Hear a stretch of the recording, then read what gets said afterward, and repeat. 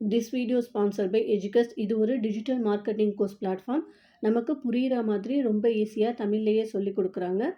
Marketing skills நிறையாவே கற்றுக் கொடுக்குறாங்க. மார்க்கெட்டிங் துறையில் கலக்கணும்னு நினைக்கிறவங்க இந்த எஜுகஸ்டில் சேர்ந்து உங்கள் ஸ்கில்ஸை வளர்த்துக்கிட்டு மார்க்கெட்டிங் துறையில் அசத்துங்க.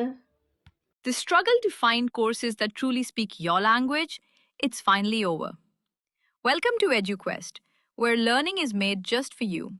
At EduQuest, we bring you a wide range of online courses, from career building programs to skill boosting masterclasses, all in your regional language. Because we believe language should never be a barrier to success. Our courses are tailor made after understanding what today's learners really need. So why wait? Start learning the smarter, simpler way only with EduQuest. Visit eduquest.courses and explore your next course today. And hey, don't miss out on our exciting offers and promotions. அஸ்ஸலாமு அலைக்கும். Welcome to சமையலும் சாத்தியமே. நாம் இன்னைக்கு பார்க்க போகிறது சூப்பரான Nagore traditional recipe ஹஜ்ஜூர் பனியார் தான் பார்க்க போகிறோம். இது ரொம்ப ஈஸியாக கிறிஸ்பியாக எப்படி செய்கிறதுன்ட்டு பார்க்கலாம் வாங்க. ஒரு மிக்ஸி ஜார் எடுத்திருக்கேன். அதில் ஒரு 4 ஏலக்காய் எடுத்திருக்கேன். 1.5 மாவணி அளவு சர்க்கரை எடுத்திருக்கேன். நீங்கள் வந்து கப்பில் கூட எடுத்துக்கலாம். எந்த கப் எடுக்கிறீங்களோ அதே கப்லேயே எல்லாம் மெஷர்மெண்ட் பண்ணிக்கோங்க. 1 டேபிள் ஸ்பூன் அளவு பெருஞ்சீரகத்தூள் சேர்த்து இதை நல்லா அரைச்சி எடுத்துக்கலாம். ஒரு பெரிய பாத்திரமாக எடுத்து அதில் 5 கப் அளவு அரிசி மாவு எடுத்திருக்கேன். நைஸாக அரைச்ச அரிசி மாவு. நான் இது வீட்டில் கழுவி காய போட்டு அரைச்சி வச்சுருக்கேன். நீங்கள் இடியப்ப மாவு கூட சேர்த்துக்கலாம். 5 மாவணி நான் எடுத்து போட்டுக்கிறேன். கப்பில் மெஷர்மெண்ட் பண்ணால் அதே கப்லேயே எல்லாமே மெஷர்மெண்ட் பண்ணிக்கோங்க. நீங்கள் மாவணி எடுத்தீங்கன்னா பெட்டராக இருக்கும். இந்த பனியானுக்கு ரொம்ப முக்கியமே அளவு தான். 1 டீஸ்பூன் அளவு உப்பு சேர்த்துக்கிறேன். நம்ம அரைச்சி வச்ச சர்க்கரையுமே இதில் சேர்த்துக்கலாம். 1 மாவணி அளவு மைதா மாவு சேர்த்துருக்கேன். 1 மாவணி அளவு ரவா சேர்த்துருக்கேன். சேர்த்துட்டு இதை எல்லாத்தையுமே நல்லா ஒரு தடவை கலந்து விட்டுக்கோங்க. இதற்கு 150 கிராம் நெய் தேவை. நெய்யை வந்து ஒரு கடாயில் போட்டு அடுப்பில் வச்சு மெல்ட் பண்ணிக்கலாம். ரொம்ப கொதிக்கணுங்கிற அவசியம் இல்லை. நெய் மெல்ட் ஆகுனா போதும். அதை எடுத்து அந்த மாவில் சேர்த்துட்டு ஒரு கரண்டி வச்சுட்டு நல்லா கிளறி விட்டுக்கோங்க. சூடாக இருக்கும். ஸோ கரண்டி வச்சுட்டு அந்த நெய் வந்து எல்லா மாவுலேயும் படுற மாதிரி நல்லா கிளறி விட்டு எடுத்துக்கோங்க. நெய் ஊற்றி மாவை வந்து நம்ம நல்லா கலந்து விட்டுக்கிட்டோம். இதற்கு வந்து 5 முட்டை தேவை. 5 முட்டை எடுத்து ஒரு பவுலில் ஊற்றிக்கோங்க. ஊற்றிட்டு மாவில் சேர்த்துக்கோங்க. எப்போவுமே மாவில் டைரெக்டாக சேர்க்காதீங்க. சேர்த்துட்டு கையால் நல்லா கலந்து விட்டுக்கோங்க. நல்லா பெசரி விட்டுக்கோங்க மாவை எங்கே பார்த்தாலும் படுற மாதிரி.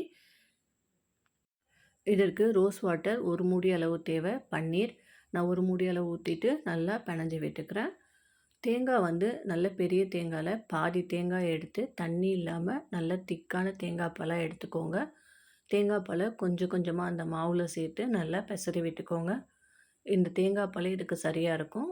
நீங்கள் வந்து தண்ணி சேர்க்க தேவையில்லை. ஆனால் அந்த தேங்காய் பாலையுமே கொஞ்சம் கொஞ்சமாக சேர்த்து தான் மாவு பிணைஞ்சிக்கணும். இங்கே தேங்காய் பால் பத்தலைன்னா கொஞ்சமாக தண்ணீர் சேர்த்துக்கலாம். மாவு வந்து இந்த பதத்துக்கு தான் இருக்கணும். மாவு வந்து ரொம்ப கெட்டியாகவும் இருக்கக்கூடாது, ரொம்ப தண்ணியாகவும் இருக்கக்கூடாது. இந்த பதத்தை கரெக்டாக பார்த்துக்கோங்க. மாவில் ஒரு சின்ன உருண்டை எடுத்துகிட்டு இதே மாதிரி வளர்த்துக்கோங்க. வளர்த்துட்டு உங்கள்கிட்ட அந்த டைமண்ட் ஷேப் அச்சு இருந்தால் அந்த அச்சு கூட வச்சு எடுத்துக்கலாம். நான் கத்தியாலேயே அந்த டைமண்ட் ஷேப் வந்து கட் பண்ணி எடுத்துக்கிறேன். நான் வந்து ரொம்ப மெல்லிஸாக போட்டுட்டேன்னு சொன்னாங்க அம்மா. நீங்கள் இன்னும் கொஞ்சம் திக்காக போட்டுக்கோங்க. இது எல்லாத்தையுமே இதே மாதிரி டைமண்ட் ஷேப்பில் கட் பண்ணி எடுத்துக்கிறேன். நீங்கள் வளர்த்துட்டு அச்சு இருந்தால் அச்சு வச்சு எடுத்துக்கோங்க. இதே மாதிரியே எல்லாத்தையுமே நான் ரெடி பண்ணி எடுத்துக்கிட்டேன். அடுப்பில் ஒரு கடாயை வச்சுட்டு எண்ணெய் ஊற்றிருக்கேன். எண்ணெய் நல்லா சூடு வந்த பிறகு மீடியம் ஃப்ளேமில் அடுப்பை வச்சுட்டு இந்த ஹஜ்ஜூர் பனியானை ஃப்ரை பண்ணி எடுத்துக்கலாம். 2 பக்கமும் கோல்டு கலரில் வர வரைக்கும் ஃப்ரை பண்ணி எடுத்துக்கோங்க. அடுப்பை வந்து மீடியம் ஃப்ளேம்லேயே வச்சு ஃப்ரை பண்ணிக்கோங்க. ஒரு பக்கம் செவந்த பிறகு திருப்பி போட்டு இன்னொரு பக்கமும் செவந்த பிறகு எடுத்துக்கோங்க.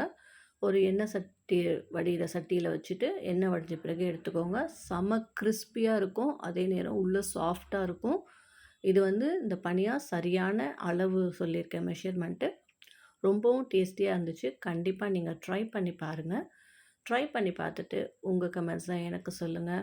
பனியாக வந்து பார்த்திங்களா ஏதோ வெடி போட்டு வந்திருக்கு பார்த்திங்களா, இதுதான் சரியான பதம். இந்த பனியாக இதே மாதிரி அங்கங்கே வெடித்து தான் வரணும். அப்போ தான் பனியா வந்து பர்ஃபெக்ட்டாக வந்திருக்குன்னு அர்த்தம்.